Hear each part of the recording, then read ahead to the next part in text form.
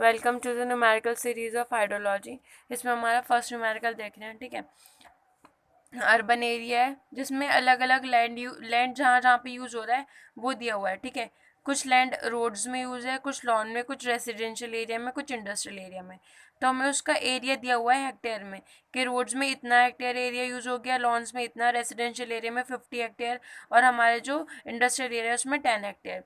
इन सब का अलग अलग रन ऑफ कॉफिशिएंट दिया हुआ है। ठीक है, तो इस क्वेश्चन में क्या पूछा हमसे कि रन ऑफ कॉफिशिएंट निकालना है, but equivalent runoff coefficient निकालना है।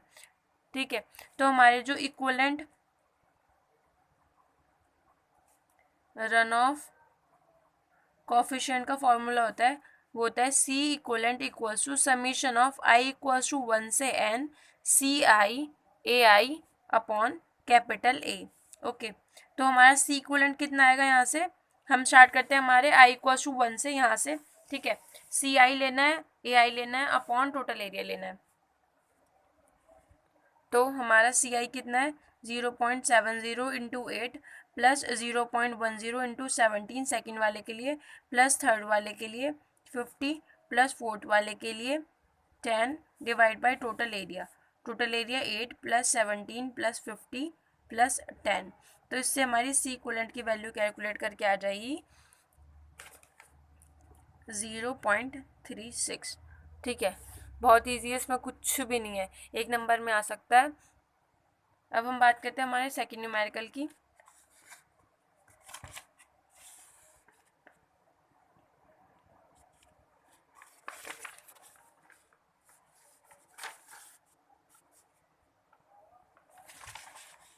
ये हमारा सेकंड न्यूमेरिकल है। ठीक है,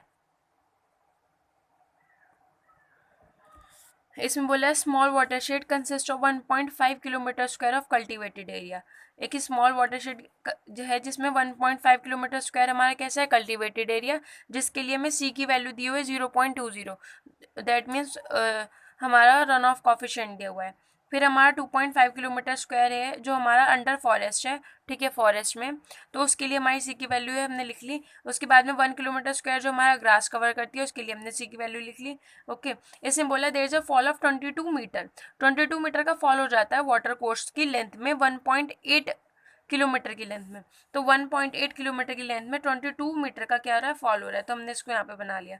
ठीक है, इंटेंसिटी फ्रीक्वेंसी ड्यूरेशनशिप रिलेशनशिप इसमें क्या हुआ है? दिया हुआ है उस एरिया के लिए। आई इक्वल्स टू 80 टी आर की पावर 0.2 अपॉन टी प्लस 13 की पावर 0.46। जहाँ पे आई क्या है? हमारा सेंटीमीटर पर आर में हमारा आई होता है इंटेंसिटी, और टी आर हमारी फ्रीक्वेंसी है ईयर में, और टी हमारा टाइम ऑफ कंसंट्रेशन है मिनट में। ये टाइम ऑफ कंसंट्रेशन कैसे पता चला? जब हमने इंटेंसिटी फ्रीक्वेंसी ड्यूरेशनशिप रिलेशनशिप पढ़ा था तो उसमें ऐसा करके हमारा एक फॉर्मूला बना था वहाँ से। ओके, हमें क्या एस्टिमेट करना है? हमारा peak rate of run of कि हमारा क्यू की वैल्यू कितनी होगी। क्यू पी मतलब डिस्चार्ज, पीक डिस्चार्ज कितना होगा 25 ईयर फ्रीक्वेंसी के लिए हमें पता करना है। ओके, तो हमने यहाँ पे अपना सॉल्यूशन स्टार्ट करते हैं। हमने यहाँ पे लिया हमारा सॉल्यूशन सेकंड क्वेश्चन का। ओके, तो इसमें क्या करा हमने? ये हमारा गिवन डेटा था, हमें निकालना है क्यूपी, टी आर हमें गिवन है। तो इसमें हम यूज़ करेंगे इसमें हमारा कॉन्सेप्ट जो यूज़ हो रहा है न्यूमेरिकल में वो है regional formula for flood estimation. जो फ्लड एस्टिमेशन करने के लिए हमारा रीजनल फार्मूला होता है। ठीक है, वो क्या होता है? Q P equals to C equivalent I into A. C हमारा होता है वहाँ पे, पर यहाँ पे हमारा अलग अलग दिया हुआ है सी, तो हमें यहाँ पे इक्वलेंट लेना पड़ेगा। ओके, आई होती है हमारे यहाँ पे इंटेंसिटी ऑफ रेनफॉल, और ए होता है हमारे यहाँ पे एरिया। ठीक है, तो हमने सबसे पहले हमारा इक्वलेंट रन ऑफ कॉफिशिएंट निकाल लिया। ठीक है, तो हमारा इक्वलेंट रन ऑफ कॉफिशिएंट आ गया 0.18। आफ्टर दैट हमें क्वेश्चन में गिवन है आई इक्वल्स टू 80 टी आर की पावर 0.2 अपॉन टी प्लस 13 की पावर 0.46। ओके, टी आर है हमारे यहाँ पे फ्रीक्वेंसी जो कि ईयर में होती है। ठीक है, तो हमने यहाँ पे 80, यहाँ पे फ्रीक्वेंसी रख दी है 25 की पावर 0.2 अपॉन टी प्लस 13 0.46। अब यहाँ पे टी जो है वो हमारा टाइम ऑफ कंसंट्रेशन है। ठीक है, टाइम ऑफ कंसंट्रेशन हम कैसे निकालते हैं? टाइम ऑफ कंसंट्रेशन निकालते हैं हम कि पिच फार्मूले से। पिच फार्मूला क्या होता है? टी सी, ये क्या होता है? इससे हम निकाल सकते हैं टाइम ऑफ कंसंट्रेशन जो कि हमारा आता है यहाँ से मिनट में। ठीक है, इक्वलेंट होता है हमारा 0.01919। ठीक है, 1947 या फिर से 195 भी ले सकते हैं राउंड ऑफ करके। एल की पावर 77 की पावर माइनस 0.385। यहाँ पे एल क्या होती है, हमारी मैक्सिमम लेंथ ऑफ ट्रेवल होती है, पानी कहाँ से कहाँ तक ट्रेवल किया है, ठीक है, उस पर्टिकुलर कैचमेंट में। और हमारा एस होता है यहाँ पे स्लोप।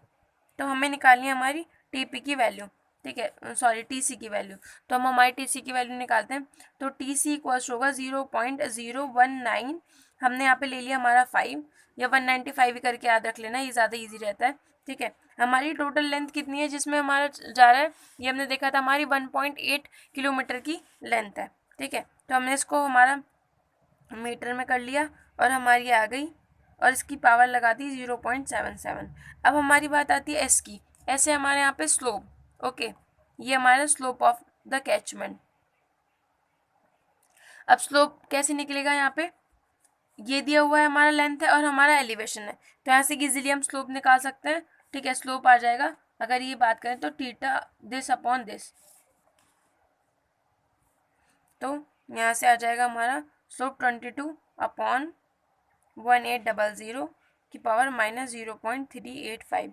इसकी जब हम कैलकुलेशन करेंगे तो हमें हमारे 34 मिनट मिल जाते हैं, किसके लिए, टाइम ऑफ कंसंट्रेशन के 34 मिनट। तो अब हम हमारे वापस से फॉर्मूले में पुट कर सकते हैं टी की वैल्यू, या फिर इसे टी सी भी बोलते हैं। तो आई इक्वल्स टू 80 25 की पावर 0.2 अपॉन टी 34 है प्लस 13 की पावर 0.46, ओके। तो इससे जो हमारा मिलेगी, इससे जो हमारी इंटेंसिटी की वैल्यू आ जाती है, वो आ जाती है हमारी 25.9 सेंटीमीटर पर आवर, ओके। अब हमें निकालना है हमारा क्यू पी।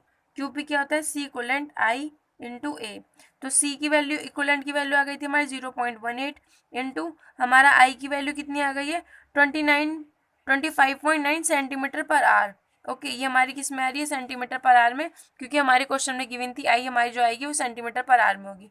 तो अब हमने इसको चेंज करके लिख लेना है हमारी, क्योंकि जो मीटर्स वगैरह में वैल्यूज हैं उनके लिए। तो हमने यहाँ पे करा 20, हम यहाँ पे इसको मीटर में कर लेंगे, 25.9 इंटू 10 टू दी पावर आ जाइए हमारी यहाँ पे -2, क्योंकि हम इसको मीटर में कर रहे हैं, ओके, इंटू 1/r बचा, इसको सेकंड्स में कर लेते हैं, ठीक है, या फिर मिनट्स में कर लेते हैं, मिनट्स में कर सेकंड्स में कर लेते हैं, क्योंकि हमें आगे हमारी सेकंड्स में चाहिए।